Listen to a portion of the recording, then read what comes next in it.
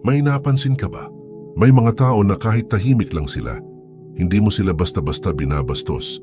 May presensya sila, may bigat, may hangganan. Pero may mga tao rin na kahit mabait, kahit tumutulong, kahit laging available, sila pa ang hindi nire-respeto. At minsan, ikaw yon. Hindi ka naman masama, hindi ka naman inutil, hindi ka naman walang alam. Pero bakit parang ikaw ang laging nag-a-adjust? Ikaw ang unang nagsusorry, ikaw ang unang nag-e-explain, ikaw ang unang umiintindi, ikaw ang laging nag-a-adjust ng tono, ng oras, ng sarili. At kapag may nag-overstep, ngumingiti ka na lang, tatawa ka na lang, tapos pag uwi mo, doon mo mararamdaman ang inis. Tahimik, mabigat, paulit-ulit. Ito ang invisible problem. Hindi ka bastos, hindi ka mahina, pero hindi mo rin nire-respeto ang sarili mo. At dito pumapasok ang isang masakit na katotohanan: the world doesn't disrespect you. It reflects you. Ang mundo ay parang salamin. Kung hindi malinaw ang boundaries mo, magiging malabo rin ang trato nila sa'yo. Kung madali kang mag-adjust, madali ka rin nilang i-adjust. Kung lagi mong inuuna ang comfort ng iba kaysa sa dignidad mo, unti-unti kang mawawala sa equation. Bakit nangyayari ito? Kasi maraming tao ang lumaki na ang sukatan ng kabutihan ay pagiging compliant, tahimik, masunurin, hindi sumasagot, hindi nakikipag-argue, laging nag-e-explain para hindi mapagkamalang bastos. Pero ang hindi natin alam, kapag sobra ang pagpapaliwanag, nagiging negotiation ito ng value. Kapag sobra ang pag-a-adjust, nagiging signal ito ng low authority. Hindi mo sinasabi na mababa ka, pero ang body language mo, ang energy mo, ang tono mo ang nagsasabi. At ang mundo ay mabilis magbasa ng ganitong signal. Sabi ng Stoics, ang respeto ay hindi hinihingi. Ito ay natural na resulta ng self-command. Kung kontrolado mo ang emosyon mo, kung hindi ka reactive, kung hindi ka desperadong maintindihan, may bigat ang presensya mo. Pero kung takot kang ma-misunderstand, kung takot kang ma-reject, kung takot kang masabihang masama, unti-unti mong ibinibigay ang kapangyarihan mo sa opinyon ng iba. Masakit na tanong. Bakit parang takot kang hindi mag-explain?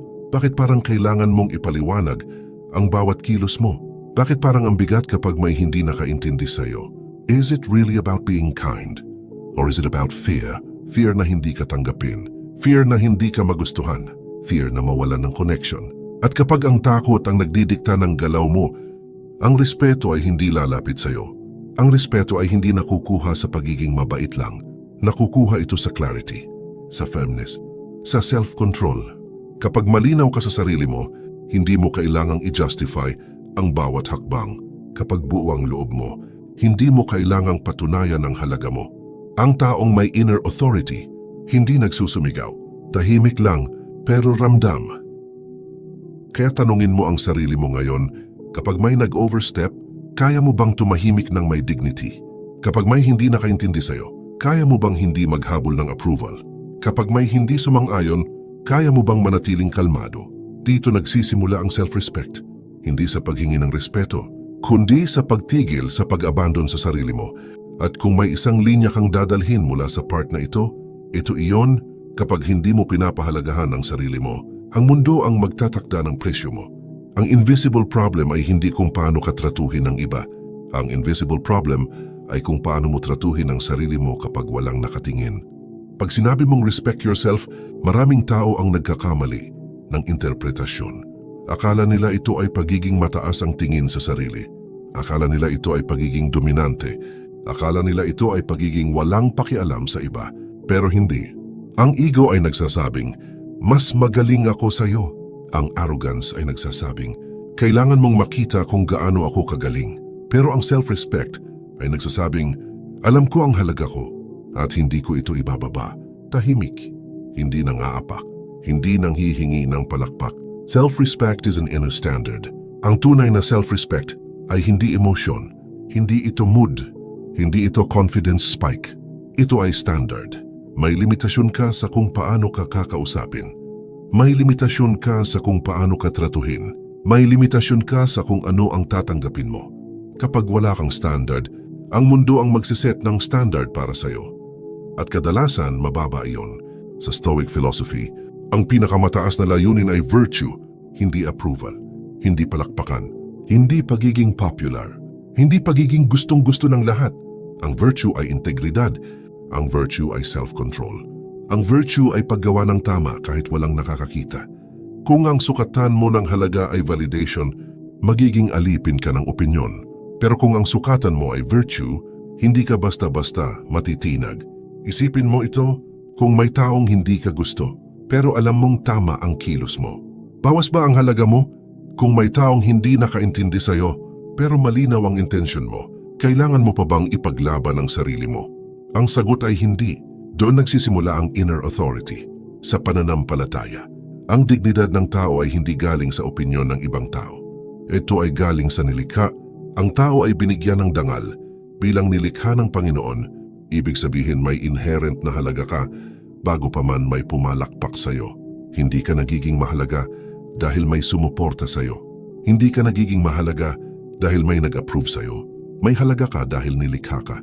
Kapag naiintindihan mo ito, hindi ka basta-basta magmamakaawa ng respeto. Hindi dahil mayabang ka, kundi dahil alam mong may dignidad ka. At ang dignidad ay hindi ipinagpapalit sa comfort. Ano ang pagkakaiba ng self-respect at ego? Ang ego ay laging kailangang tama, laging kailangang mapansin, laging kailangang manalo. Ang self-respect naman ay kayang tumahimik, kayang tumanggap ng pagkakamali, kayang magsabi ng no ng kalmado. Ego ay maingay. Self-respect ay tahimik pero matatag. Ego ay defensive. Self-respect ay composed. Ito na ang masakit na bahagi. Mga palatandaan na hindi mo nirerespeto ang sarili mo, hindi madaling aminin ito. Mas madali pang sabihing mabait lang ako. Mas madali pang sabihing ganito lang talaga ako. Mas madali pang sabihing ayoko lang ng gulo. Pero minsan, hindi ito kabaitan. Minsan, ito ay unti-unting pag-abandon sa sarili. Tingnan natin ng tahimik. Walang judgment. Ikaw lang at ang konsensya mo. Number 1. Over-explaining. Napapansin mo ba na parang kailangan mong ipaliwanag ang bawat desisyon mo? Kapag tumanggi ka, may kasamang mahabang paliwanag. Kapag hindi ka sumama sa lakad, may pangangatwiran. Kapag may hindi nakaintindi sa'yo, hindi ka mapakali hanggat hindi ka nakapagpaliwanag. Tanong, bakit parang ang bigat kapag may maling impression tungkol sa'yo? Ang over-explaining ay madalas hindi clarity. Ito ay takot. Takot na ma-misjudge. Takot na hindi magustuhan. Takot na mawalan ng approval. Pero habang mas nag-i-explain ka, mas ipinapakita mo na ang desisyon mo ay kailangan pang aprubahan. At ang taong laging naghahanap ng approval, bihirang bigyan ng authority. Tahimik na tanong. Kung alam mong tama ang desisyon mo, kaya mo bang hindi na magpaliwanag ng sobra? Number 2. Fear of silence. Kapag may awkward moment, ikaw ba ang unang nagsasalita? Kapag may tension, ikaw ba ang unang nagbibiro? Kapag may hindi sumagot, ikaw ba ang nag-a-adjust ng energy?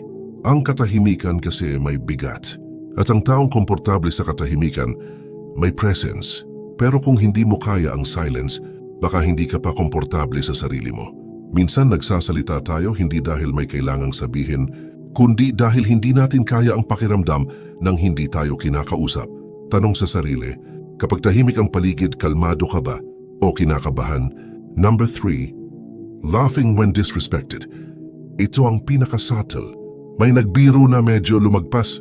May nagsabi ng joke lang pero may kurot. May nag-comment na alam mong hindi tama. At ang reaksyon mo? Ngumiti, tumawa, nag-pretend na okay lang. Pero pag uwi mo, doon mo na-realize na hindi ko pala nagustuhan yon. Bakit hindi ka nagsalita? Dahil ayaw mo ng confrontation? O dahil takot kang sabihang masyado kang sensitive? Ang self-respect ay hindi pagiging defensive. Pero marunong itong magsabi ng mahinahong, hindi ako komportable doon. Kung hindi mo kayang protektahan ang dignity mo sa maliliit na sandali, unti-unti itong nawawala. Number 4. Over-availability. Lagi kang available. Lagi kang reachable. Lagi kang handang tumulong kahit pagod ka na. Maganda ang pagiging helpful. Pero kapag wala ka ng oras para sa sarili mo, hindi na iyon generosity. Self-neglect na iyon kapag palagi kang andiyan. Nagiging normal ka at ang laging available, madalas hindi pinapahalagahan. Tanong, kaya mo bang hindi agad sumagot? Kaya mo bang hindi agad mag-respond? Kaya mo bang piliin muna ang sarili mo? Number 5. Weak boundaries. Ito ang ugat ng lahat. Nahihirapan kang magsabi ng hindi Nahihiya kang tumanggi. May guilt kapag inuuna mo ang sarili mo. Parang may boses sa loob mo na nagsasabing, masama kang tao kung hindi ka umintindi. Masama kang tao kung hindi ka mag-adjust. Pero ang walang boundaries ay hindi kabaitan. Ito ay pagkawala ng identity. Ang taong walang malinaw na hangganan, palaging maaapakan. Hindi dahil gusto silang apakan, kundi dahil hindi nila ipinakita kung saan ang linya. Masakit na realization, baka hindi ka nila minamaliit, baka ipinapakita lang nila kung ano ang pinapayagan mo. Baka hindi ka nila sinasadya, baka hindi mo lang itinuro kung paano ka tratuhin. At ito ang tahimik na katotohanan kapag hindi mo nirerespeto ang sarili mo sa maliliit na bagay. Hindi ka rin rerespetuhin sa malalaking bagay. Isang tahimik na reflection. Sa 5 na ito, over-explaining, fear of silence, laughing when disrespected, over-availability, weak boundaries. Alin ang pinakamasakit para sa'yo? Alin ang madalas mong ginagawa pero hindi mo inaamin? Hindi ito para husgahan ang sarili mo. Ito ay para makita mo kung saan ka nagsisimulang mawala. Dahil bago ka humingi ng respeto sa mundo, kailangan mong ihinto ang pag-disrespect sa sarili mo. Ngayon, pag-uusapan natin kung bakit tila natural sa mga tao na itest ang value natin at paano ito konektado sa psychology at power dynamics. Ito na ang mas malalim na layer. Why people treat you like nothing. Masakit itong pakinggan, pero kailangan nating maging tapat. Kadalasan, hindi ka minamaliit dahil masama sila. Minamaliit ka dahil may nababasa silang signal. At karamihan sa signal na iyon, hindi mo sinasadya. Una, humans test social value unconsciously. Ang tao ay may natural instinct na magbasa ng hierarchy. Hindi ito laging masama. Ito ay survival wiring. Kapag may bagong tao sa grupo, automatic nating tinatanong sa loob, gaano siya ka-stable, gaano siya ka-sure sa sarili, hanggang saan ang boundaries niya. Hindi nila ito iniisip ng conscious, pero nararamdaman nila, subukan mo ito. Kapag may nagsabi ng medyo off na joke at hindi ka nag-react, test yun. Kapag may nag-late ng paulit-ulit at hindi mo kinorek, test yun. Kapag may nagutos sa'yo nang hindi tama ang tono at sumunod ka agad, test yun. Ang mundo ay parang tubig. Hinahanap nito ang pinakamababang resistance. Kung ikaw ang laging nag-a-adjust, ikaw ang magiging easiest direction. Pangalawa, emotional energy leakage. Hindi lang salita ang binabasa ng tao, enerhiya ang binabasa nila. Kapag may insecurity ka, may subtle tension sa kilos mo. Kapag takot kang hindi magustuhan, may urgency sa tono mo. Kapag kailangan mong patunayan ang sarili mo, may pagkadesperado sa presence mo. At kahit hindi nila ma-explain, nararamdaman nila. Ito ang tinatawag na emotional leakage. Halimbawa, kapag may hindi sumangayon sa'yo, bigla kang mag-e-explain ng mahaba. Kapag may awkward silence, bigla kang magsasalita para punuin ito. Kapag may nag-overstep, bigla kang tatawa para mawala ang tension. Iyan ang signal. Hindi nila sinasabing mahina ka, pero nararamdaman nila na hindi ka komportable sa sarili mo. At ang taong hindi komportable sa sarili niya, bihirang bigyan ng mataas na social weight. Pangatlo, power dynamics. Who adjusts more? Ito ang simpleng sukatan. Sa isang interaction, sino ang mas madalas mag-adjust? Ikaw ba ang unang nagsosorry? Ikaw ba ang unang nagme-message? Ikaw ba ang unang nagko-correct ng sarili? Ikaw ba ang unang nagba-back down? Hindi ibig sabihin nito na mali ang pagiging humble. Pero kapag ikaw ang palaging nag-a-adjust, ikaw ang naglalagay sa sarili mo sa mas mababang posisyon. Power is not about domination. It is about stability. Ang mas stable sa emotion, siya ang may mas mataas na posisyon sa dynamic. Kapag ikaw ang mas reactive, ikaw ang mas mababa sa interaction. At dito pumapasok ang linya. When you lower your standards, the world lowers its treatment. Hindi nila alam na binababa mo ang standard mo, pero nararamdaman nila kapag tinatanggap mo ang bagay na hindi mo dapat tanggapin. Kapag tinatanggap mo ang disrespect bilang joke, nagiging normal ito. Kapag tinatanggap mo ang pagiging last option, nagiging role mo ito. Kapag tinatanggap mo ang crumbs, hindi ka bibigyan ng feast. The brutal realization. Hindi ka nila tinatrato ng mababa dahil wala kang halaga. Tinatrato ka nila base sa kung ano ang pinapayagan mo. At ang mundo ay hindi nag-a-adjust sa potential mo. Nag-a-adjust ito sa ipinapakita mong standard. Tahimik na tanong, kung bukas itigil mo ang over-explaining, nervous laughing, instant availability, automatic adjusting. Ano kaya ang magbabago? May mga maiirita, may mga magtataka, may mga susubok ulit, pero dahan-dahan magbabago ang treatment. Hindi dahil naging agresibo ka, kundi dahil naging malinaw ka. Self-respect is not loud, pero kapag tinaasan mo ang standard mo, mararamdaman ng mundo na hindi ka na madaling galawin. At sa bahaging ito, lalalim tayo sa isang specific na ugat ng problemang ito, ang psychology ng over-explaining at bakit ito konektado sa takot sa rejection. Ito na ang isa sa pinakaugat ng problema. The psychology of over-explaining. Balikan mo ang sarili mo. Ilang beses ka na bang nag-explain ng sobra? Kahit hindi naman hinihingi.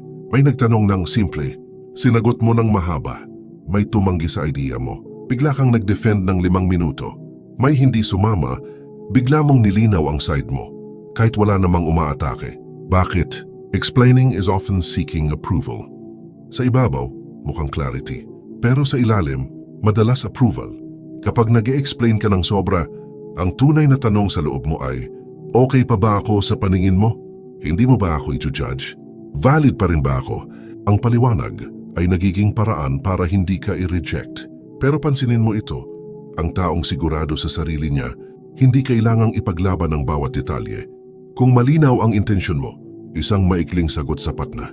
Kapag humahaba ang paliwanag, madalas humahaba rin ang insecurity. Masakit marinig, pero totoo. Negotiation of value. Kapag nag-e-explain ka ng sobra, parang nakikipag-negotiate ka ng presyo. Parang sinasabi mo, ganito ako, pero please tanggapin mo pa rin ako. Ganito ang desisyon ko, pero sana okay lang sa'yo. Ganito ang limit ko, pero wag mo sana akong iwan. Napapansin mo ba? Parang may halong takot sa bawat linya. At kapag nakaramdam ang kausap mo na may takot, bumababa ang perceived value mo sa dynamic. Hindi dahil masama siya, kundi dahil ang authority ay hindi nagmamakaawa. Authority is silent. Isipin mo ang taong may tunay na authority. Hindi siya defensive, hindi siya mabilis matriga, hindi siya nagmamadaling ipaliwanag ang sarili niya. Kapag may hindi sumang-ayon sa kanya, kaya niyang sabihin, I see, at tumahimik. Kapag may hindi nakaintindi, hindi siya napipilitang habulin ang approval. Bakit? Dahil malinaw siya sa loob, ang tunay na authority ay hindi nangangailangan ng validation. Kailangan lang niya ng integrity. Connection to stop explaining yourself. Naalala mo yung content natin tungkol sa stop explaining yourself? Hindi ibig sabihin noon na maging cold ka. Hindi ibig sabihin noon na huwag ka nang magsalita. Ang ibig sabihin noon, huwag mong gawing habit ang paghingi ng permiso para maging ikaw. Huwag mong gawing reflex ang pag-justify ng bawat kilos mo. Huwag mong gawing survival strategy ang pag-please ng lahat. Kapag bawat desisyon mo ay kailangan pang i-approve ng iba, wala ka ng inner authority. At kapag wala kang inner authority, hindi ka rin bibigyan ng outer respect. The deeper root, fear of rejection. Balikan natin ang mas malalim na layer. Bakit ka takot ma-misunderstand? Bakit parang ang bigat kapag may hindi nakaintindi sa'yo? Minsan galing ito sa pagpapalaki. Kapag nasanay kang kailangan mong magpaliwanag para hindi mapagalitan. Kapag nasanay kang kailangan mong maging good para tanggapin, doon nabuo ang pattern. Explain to survive, clarify to be safe, please to belong. Pero na ngayon hindi ka na bata. At ang dating survival habit, nagiging self-sabotage, a quiet challenge. Subukan mo ito. Sa susunod na may hindi sumang-ayon sa'yo, limitahan mo ang paliwanag mo sa isang malinaw na statement. Walang extra, walang defensive tone, walang negotiation. At pagkatapos, tumahimik ka. Pansinin mo ang discomfort. Ang discomfort na yon, ang withdrawal ng addiction mo sa approval. At kapag nalampasan mo iyon, unti-unting lalakas ang presence mo. Final reflection. Tanungin mo ang sarili mo, nag-i-explain ba ako para magbigay ng clarity? O nag-i-explain ako para hindi ako iwan? Malaking kaibahan. Dahil ang taong hindi takot maiwan, hindi rin takot tumahimik. At tandaan mo ito, ang taong sigurado sa halaga niya, hindi nakikipag-negotiate ng presyo. Ngayon papasok naman tayo sa mas sensitibong layer, ang fear of rejection. At kung paano ito nagsimula. The fear of rejection. Kung titingnan mo ng mababaw, parang simpleng personality lang. Mahiyain lang ako. Masyado lang akong mabait. Ayoko lang ng conflict. Pero kapag hinukay mo ng mas malalim, may mas lumang kwento sa ilalim nito. Childhood roots. Noong bata ka, ang acceptance ay survival. Kapag okay ka sa magulang mo, safe ka. Kapag tahimik ka, hindi ka mapapagalitan. Kapag masunurin ka, hindi ka mapapahiya. Unti-unti natutunan mong yung approval ay mas safety. Ang disapproval naman ay panganib. Kaya bawat pagtaas ng boses, bawat disappointment sa mukha ng authority figure, bawat sermon, nag-iiwan ng imprint, hindi man pisikal na parusa, pero emotional na tension. At ang bata, hindi nag-iisip ng self-respect. Nag-iisip siya ng paano ako magiging safe. Strict upbringing ay nagbubunga ng guilt pattern. Kung lumaki ka sa environment na mataas ang standard, madalas may kasamang guilt. Kapag nagkamali ka, may hiya. Kapag sumagot ka, may guilt. Kapag tumanggi ka, parang masama kang tao. At unti-unti, nabuo ang pattern. Kapag hindi ako nag-adjust, may mali sa akin. Kapag hindi ako nagpaliwanag, bastos ako. Kapag hindi ako umintindi, selfish ako. Hindi mo namamalayan, dala mo pa rin ang batang iyon sa loob mo hanggang ngayon. Kaya sa tuwing may tension sa adult interaction, ang nagre-react ay hindi ang mature self mo. Ang nagre-react ay ang batang takot mapagalitan. You learn survival, not authority. Ang problema, mahusay kang natutong mag-survive. Marunong kang mag-adjust. Marunong kang magbasa ng mood. Marunong kang umiwas sa gulo. Marunong kang magpaliwanag para humupa ang tension. Pero hindi ka naturuang tumayo ng may authority. Hindi ka naturuang magsabi ng kalmadong hindi. Hindi ka naturuang manatiling tahimik kahit may hindi sang-ayon. Hindi ka naturuang i-handle ang disapproval nang hindi nababasag. Kasi ang focus noon ay hindi authority. Ang focus noon ay safety. At ang survival strategy ng bata kapag dinala sa adulthood, nagiging dahilan kung bakit hindi ka nire-respeto. Deep realization kapag may hindi sumang-ayon sa iyo ngayon. Bakit parang bumabalik ang pakiramdam ng may mali sa akin? Kapag may hindi nakaintindi sa iyo, bakit parang kailangan mong ipagtanggol ang sarili mo? Kapag may nag-disappoint sa iyo, bakit parang ikaw ang may kasalanan? Hindi ito weakness, ito ay pattern. At ang pattern na hindi mo kinikilala, siya ang patuloy na kumokontrol sa iyo. Sa Stoic perspective, ang pinakamalaking kalayaan ay ang kalayaan mula sa opinyon ng iba. Sa pananaw ng pananampalataya, ang tunay na sukatan ng halaga mo ay hindi ang reaksyon ng tao, kundi ang katapatan mo sa tama. Kung ginawa mo ang tama, kung malinaw ang intention mo, kung hindi ka lumabag sa prinsipyo, bakit kailangan mong matakot sa rejection? Hindi lahat ng rejection ay pagkawala. Minsan ito ay filter. The turning point. Ang tanong ngayon, handa ka bang iwan ang survival mode? Handa ka bang tanggapin na may mga tao talagang hindi sasang-ayon? Handa ka bang i-handle ang disapproval ng hindi nagmamakaawa? Handa ka bang maramdaman ang discomfort ng hindi tumatakbo sa paliwanag? Doon nagsisimula ang authority. Hindi sa pagkontrol ng iba, kundi sa pagkontrol ng sarili. Isang tahimik na linya. Hindi ka na bata. Hindi mo na kailangang magpaliwanag para maging safe. Hindi mo na kailangang mag-adjust para lang hindi ka iwan. Ang respeto ay hindi nakukuha sa survival. Nakukuha ito sa stability. Ngayon tayo papasok sa sentro ng kalayaan. Stoic principle. Control what is yours. Huminga ka muna. Isipin mo ang huling pagkakataon na may hindi sumang-ayon sa'yo. Yung huling pagkakataon na may hindi nakaintindi. Yung huling pagkakataon na parang minamaliit ka. Ano ang unang gumagalaw? Emosyon. Hindi logic. Hindi prinsipyo. Kundi emosyon. At doon nagsisimula ang pagkawala ng kontrol. May isang simpleng prinsipyo ang Stoicism. May mga bagay na kontrolado mo. May mga bagay na hindi. Hindi mo kontrolado ang opinyon ng tao. Interpretasyon nila. Mood nila. Reaction nila. Galit nila. Kahit anong paliwanag mo, kahit anong defense mo, hindi mo kayang pilitin ang isip ng iba. At kapag sinusubukan mong kontrolin iyon, nawawala ang kapayapaan mo. What is inside your control? Ito lang ang kontrolado mo. Ang tono mo, ang reaksyon mo, ang desisyon mo, ang pamantayan mo, ang dignidad mo. Kapag may nagsalita ng hindi tama, hindi mo kontrolado ang sinasabi niya, pero kontrolado mo kung paano ka sasagot. Kapag may hindi nakaintindi sa'yo, hindi mo kontrolado ang interpretation niya, pero kontrolado mo kung hahabulin mo pa ba ang approval. Marcus Aurelius Insight. Si Marcus Aurelius ay isang emperor, pinakamataas na posisyon sa lipunan, pero araw-araw siyang may critics. May taong galit sa kanya, may taong may duda sa kanya, may taong hindi sumasang-ayon sa kanya. Kung siya na emperor, ay hindi kayang kontrolin ang opinyon ng lahat, bakit mo iisipin na kaya mo? May isinulat siya sa kanyang personal journal. Choose not to be harmed, and you won't feel harmed. Hindi ibig sabihin nito na bulag ka sa mali. Ibig sabihin nito, hindi mo kailangang ibigay ang emotional control mo sa opinyon ng iba. Kapag may hindi sumang-ayon sa'yo at bigla kang nag-e-explain ng mahaba, inililipat mo ang control mo sa reaction nila. Kapag may nag-disrespect at bigla kang natawa para lang mawala ang tension, pinipili mo ang comfort kaysa sa dignity. Kapag may hindi nakaintindi sa'yo at hindi ka mapakali hanggat hindi ka validated, ginagawa mong sukatan ang opinyon nila. The quiet power. Ang taong may control sa sarili niya, hindi siya nagmamadali. Kapag may nagsalita ng hindi tama, kaya niyang tumahimik muna. Hindi dahil wala siyang sasabihin, kundi dahil hindi siya controlled ng impulse. Ang self-respect ay nagsisimula sa pause. Isang segundo ng katahimikan, isang hinga bago sumagot, isang desisyon bago mag-react. Doon mo makikita kung sino ang may authority sa interaction. Faith alignment.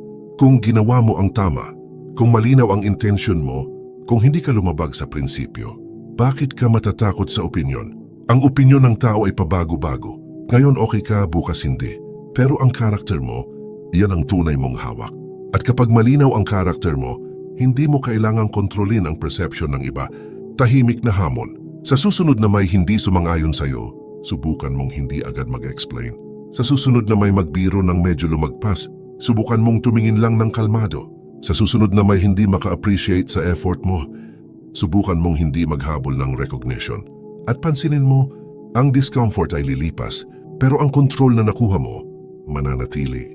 Isang linya lang ang dadalhin mo mula rito. Hindi mo kontrolado ang pagtingin nila sa'yo, pero kontrolado mo kung paano mo pinapahalagahan ang sarili mo. Ngayon naman, papasok tayo sa practical na application ng prinsipyong ito, ang kapangyarihan ng katahimikan. Ito na ang bahagi na madalas hindi naiintindihan. The power of silence. Sanay tayo na kapag may mali, sumagot agad. Kapag may puna, mag-defend agad. Kapag may hindi sang-ayon, magpaliwanag agad. Pero pansinin mo ito. Sa isang grupo, kapag may nagsalita ng medyo off at may isang taong hindi agad nag-react, biglang may tension. Tahimik. At sa katahimikang yon may bigat. Ang katahimikan ay hindi kahinaan. Ito ay space. Kapag hindi ka agad nag-react, ang kausap mo ay mapapaisip, nasobrahan ba ako? May mali ba sa sinabi ko? Bakit hindi siya nag-defend? Ang tension na iyon ay hindi mo nilikha sa sigaw. Nilikha mo sa control, at ang taong kayang tiisin ang tension nang hindi nagiging defensive, siya ang may mas mataas na emotional position. Sa psychology ng interaction, ang mas kalmado ang mas malakas.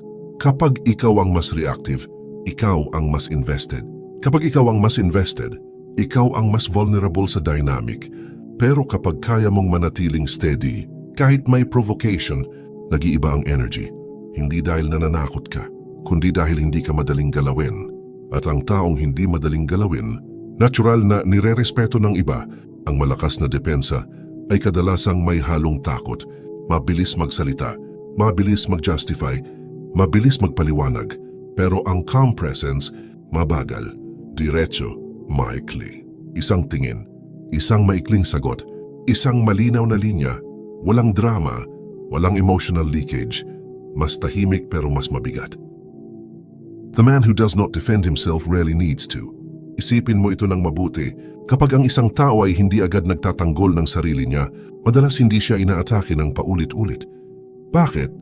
Dahil walang makuhang emotional reaction. Ang maraming conflict ay lumalaki dahil may reaction. Kapag may joke na medyo lumagpas at tumawa ka ng pilit, may green light. Kapag nag-defend ka ng mahaba, may engagement. Pero kapag tumingin ka lang, kalmado, steady, nag-iiba ang dynamic. Minsan sapat na ang presensya.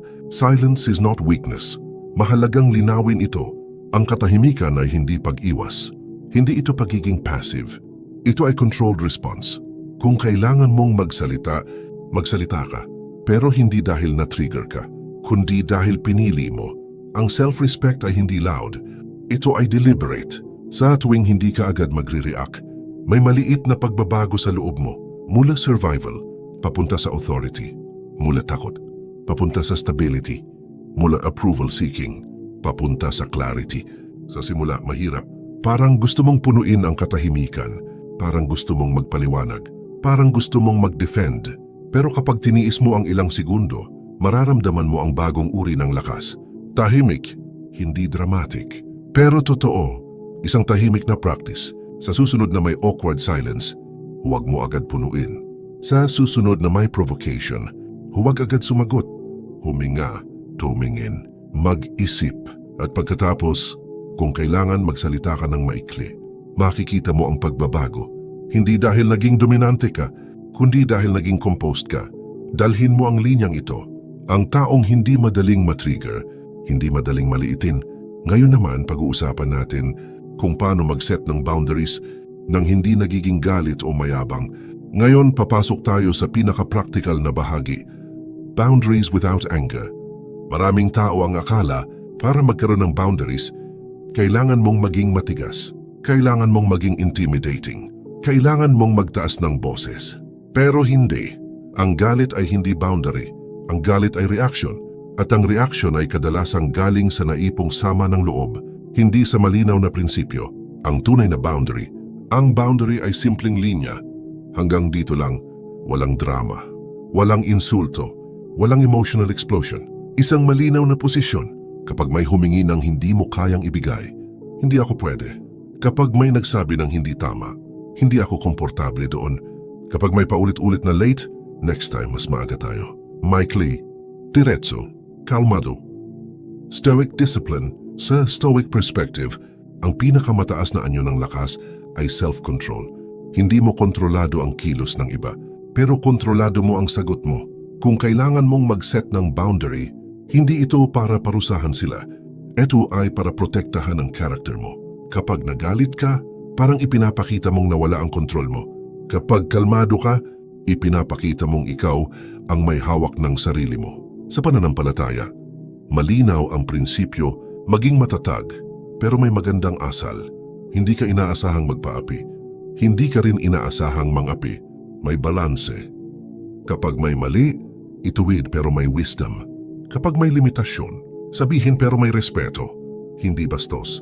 Matatag, malinaw, may dignidad. Iyan ang modelo. Ang taong kayang magsabi ng hindi ng walang galit, siya ang tunay na may authority. Dahil ang hindi niya ay hindi galing sa sama ng loob. Galing ito sa standard, respectful but firm. May mga tao na itetest ka ulit. Kapag nagsabi ka ng hindi, baka pilitin ka pa. Doon mo makikita kung malinaw ba talaga ang boundary mo. Ulitin mo lang pareho ang tono. Hindi ka mag-e-explain ng mahaba. Hindi ka mag-a-adjust para lang hindi sila ma-offend. Kung ma-offend sila dahil sa mahinahong limitasyon mo, hindi iyon disrespect mo sa kanila. Discomfort lang iyon sa bagong dynamic. Kapag natutunan mong mag-set ng boundary nang hindi nagagalit, may mangyayaring pagbabago sa loob mo. Mas tahimik ang isip mo. Mas kaunti ang resentment. Mas kaunti ang pagod. Hindi mo na kailangang magkimkim. Hindi mo na kailangang sumabog. May linya ka. At malinaw yon. Isang linyang dadalhin mo mula rito. Ang boundary ay hindi pader para saktan ang iba. Ito ay bakod para protektahan ang sarili mo. Sa susunod, pag-uusapan natin ang isa pang subtle na pattern na sumisira sa self-respect, ang sobrang pagbibigay. Ito ang tahimik na pagkakamali ng maraming mabait na tao. Maganda ang pagbibigay. Maganda ang pagiging generous. Maganda ang pagiging available. Maganda ang pagiging maunawain. Pero may isang linya na kapag nalagpasan mo, hindi na iyon kabutihan. Self-abandonment na iyon. Giving without standard. Tanungin mo ang sarili mo, nagbibigay ba ako dahil gusto ko? O nagbibigay ako dahil natatakot akong mawala sila? Kapag nagbibigay ka kahit pagod ka na, kapag tumutulong ka kahit hindi ka na okay, kapag laging ikaw ang nag-a-adjust kahit hindi balanced, hindi na iyon generosity. Iyan ay unti-unting paglimot sa sarili. Kapag wala kang standard sa pagbibigay, ang mundo ay kukuha at kukuha hanggat wala nang natitira sa'yo. At ang masakit, madalas hindi nila alam na nasasaktan ka. Kasi hindi mo naman ipinakita ang limitasyon mo, the hidden pattern. May mga tao na nagbibigay para mahalin. May mga tao na nagbibigay para tanggapin. May mga tao na nagbibigay para hindi maiwan. At kapag ang ugat ng pagbibigay ay takot, hindi ito kabutihan. Ito ay bargaining. Parang sinasabi mo, ibibigay ko ito. Sana huwag mo akong iwan. Mag-a-adjust ako, sana manatili ka. Hindi mo namamalayan, ibinibigay mo ang power. Generosity with wisdom. Ang tunay na generosity ay may wisdom.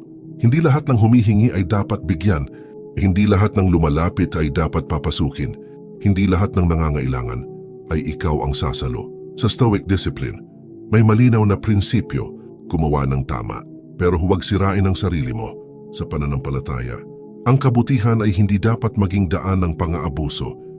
May hangganan ang sakripisyo, may hangganan ang pagtulong. Dahil kung maubos ka, wala ka nang maibibigay kahit kanino. Not everyone deserves access. Ito ang mahirap tanggapin. Hindi lahat ng tao ay may karapatang magkaroon ng full access sa oras mo, sa energy mo, sa emosyon mo. Access is privilege. Kapag lahat may access, wala nang value ang presence mo. Kapag palagi kang available, nagiging default ka, hindi choice. At ang default bihirang pahalagahan, the inner check. Sa tuwing may humihingi sa'yo, tanungin mo ang sarili mo, may capacity ba ako? Gusto ko ba talaga? O natatakot lang ako magsabi ng no? Kung ang sagot ay takot, huwag ka munang magbigay. Dahil ang pagbibigay na galing sa takot, madalas nagiging resentment sa huli. At ang resentment ay tahimik na sumisira sa dignity mo. A quiet shift. Subukan mo ito. Hindi ka titigil magbigay, pero pipili ka. Hindi ka titigil tumulong, pero may limit. Hindi ka magiging selfish, pero hindi ka rin magiging self-sacrificing ng walang wisdom. At pansinin mo ang pagbabago, mas may bigat ang yes mo. Dahil marunong ka nang magsabi ng no, dalhin mo ang linyang ito. Ang tunay na kabutihan ay hindi pag-ubos sa sarili. Ito ay pagbibigay ng may dangal. Ngayon, papasok na tayo sa physical layer, ang body language ng self-respect at paano ito nararamdaman bago pa marinig. Ito ang layer na bihirang pag-usapan. Kahit hindi ka magsalita, nararamdaman ka ng tao. Bago ka pa magsabi ng respeto, nakikita na nila kung may respeto ka ba sa sarili mo. Self-respect is not loud, it is controlled. At ang control, nakikita sa katawan. Number 1. Slower movements. Kapag insecure ang tao, madalas mabilis ang galaw. Mabilis magsalita. Mabilis tumango. Mabilis magpaliwanag. Mabilis mag-react. Bakit? Dahil may urgency. May takot na kailangang patunayan ang sarili. Pero ang taong may self-respect, hindi siya nagmamadali. Mabagal ang paglakad. Mabagal ang pagupo. Mabagal ang pagkuha ng phone. Mabagal ang paglingon kapag tinawag. Hindi ito acting. Ito ay signal. Signal na hindi ka naghahabol. Sa susunod na pumasok ka sa room, bagalan mo ng 15% ang galaw mo. Makikita mo ang pagbabago sa energy ng paligid. Number 2. Fewer words. Ang insecure, maraming paliwanag. Ang grounded, kaunti pero diretso. Kapag may nagtanong, instead of, kasi ganito, kasi ganon, actually kasi, subukan mo, hindi ako available, hindi ko gagawin yon, hindi ko kailangan yon. Period. Authority does not over-explain. Kapag konti ang salita mo, tumataas ang weight nito. Sa susunod, bawasan mo ng kalahati. Ang usual explanation mo. Hindi mo kailangang punan ng bawat silence. Number 3. Steady eye contact. Hindi titig na nananakot. Hindi iwas na parang guilty. Steady, relaxed. Present. Kapag may nagsasalita, tumingin ka. Kapag ikaw ang nagsasalita, huwag kang tumingin sa baba. Ang eye contact ay nagsasabi ng, hindi ako natatakot sa moment na ito.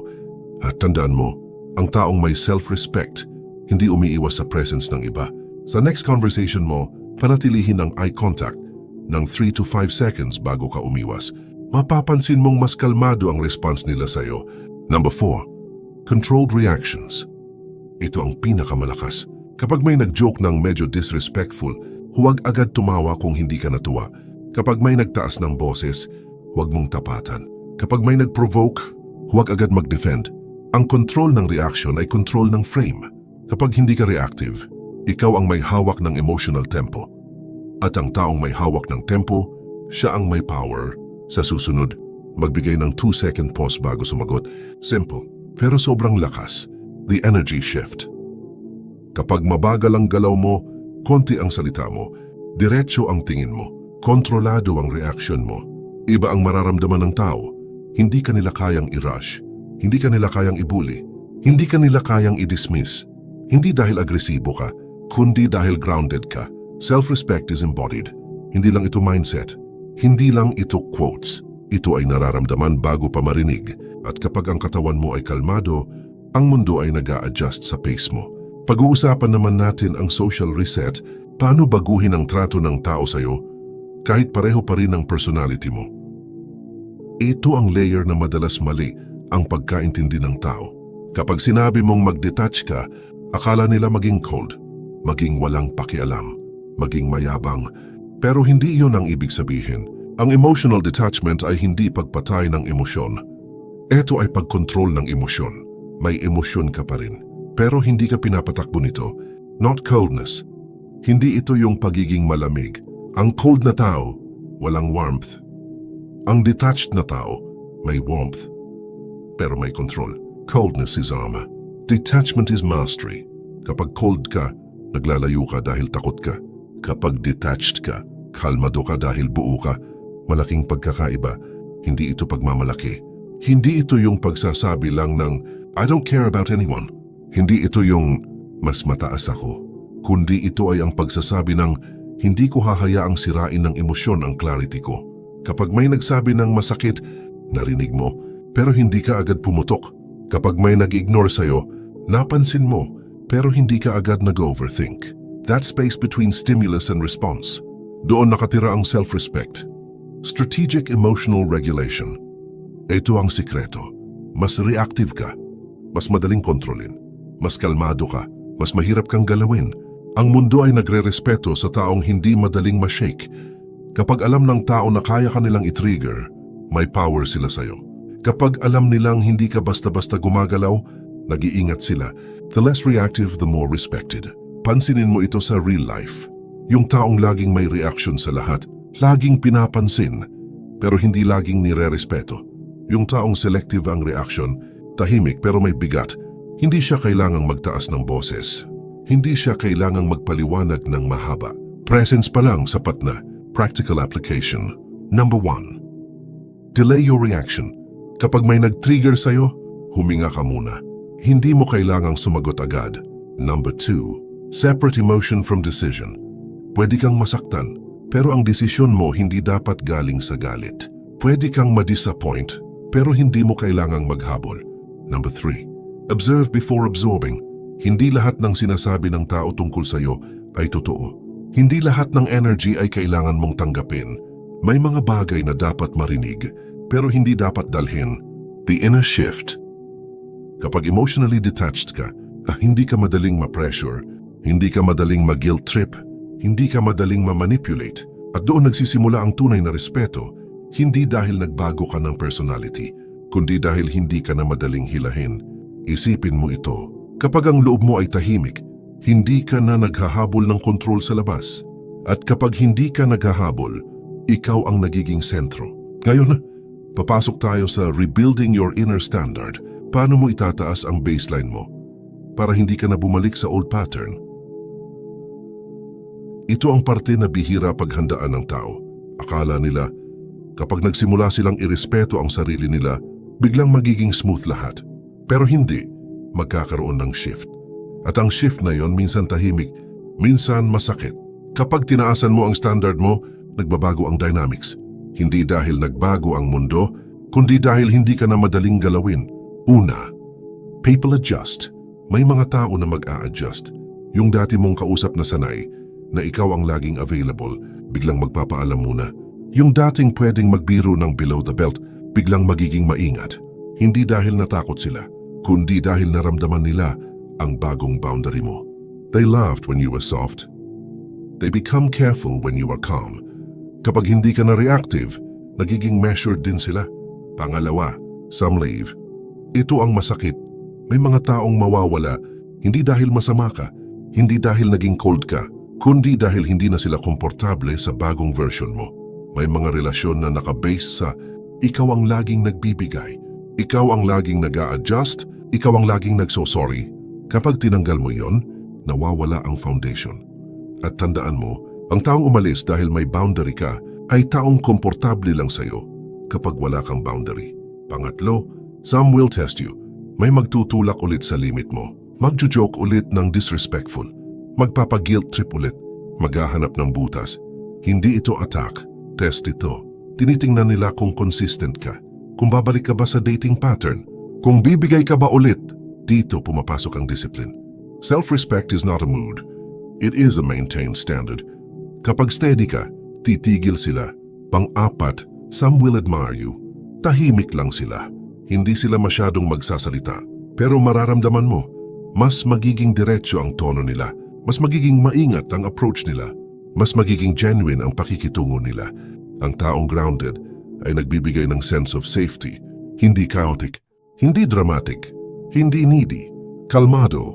At ang calm ay attractive, the internal shift. Mas mahalaga ang internal kaysa external.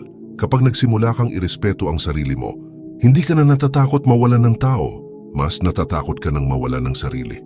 Hindi ka na naghahabol ng validation, mas pinipili mo ang alignment, hindi ka na naghahanap ng approval. Mas iniingatan mo ang dignity.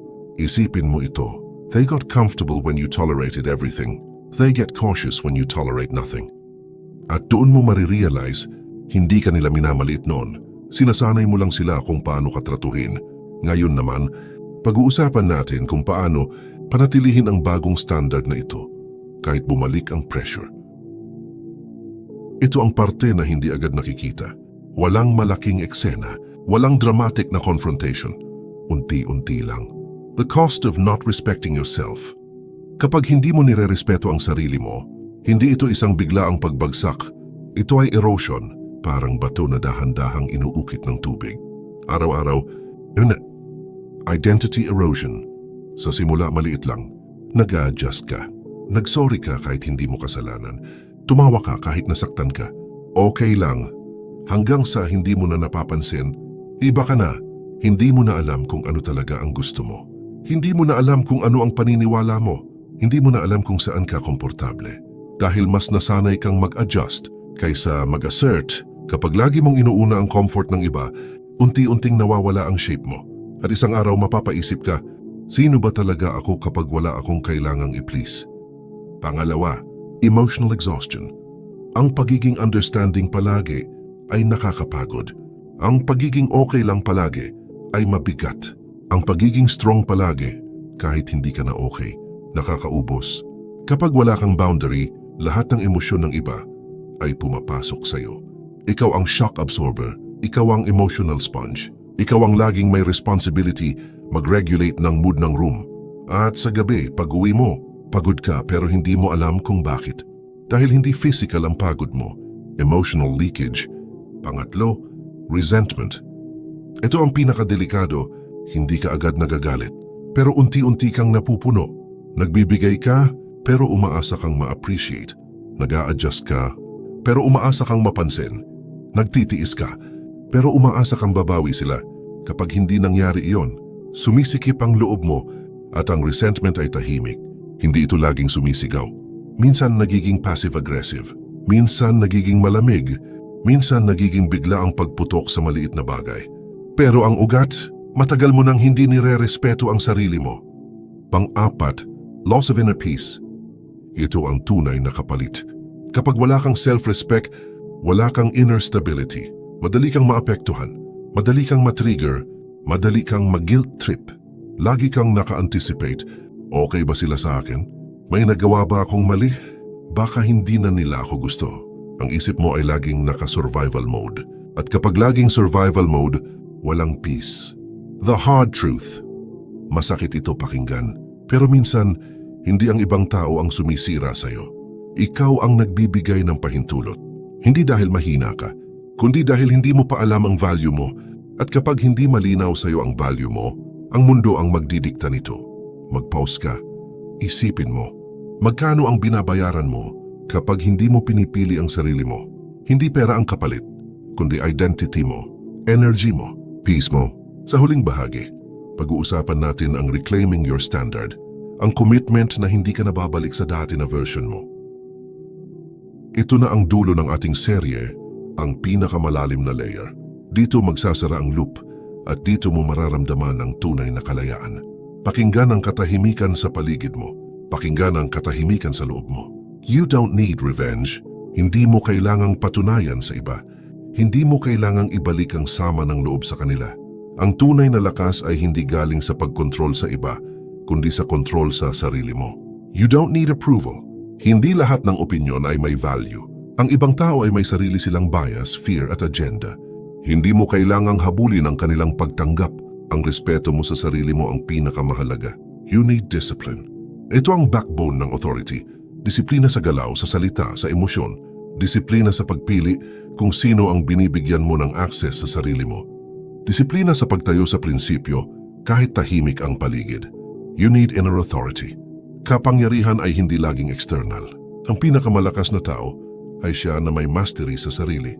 Hindi siya controlled ng fear, validation, or opinion ng iba. Kalmado siya, grounded, steady, kahit hindi sumasang-ayon ang mundo. When you finally stop negotiating your worth, the world stops bargaining with it. Isipin mo, hindi mo na kailangang ipaliwanag. Hindi mo na kailangang ipakita. Hindi mo na kailangang humingi ng consent sa mundo. Kapag malinaw sa iyo ang value mo, ang mundo ang mag-a-adjust. Ngayon alam mo na kung paano ito ilalapat sa buhay mo. Huwag mo lang pakinggan, gawin mo. At kung nagustuhan mo ang nilalaman, i-like, i-share, at i-subscribe para mas marami pa tayong mapag-aralan. Maraming salamat.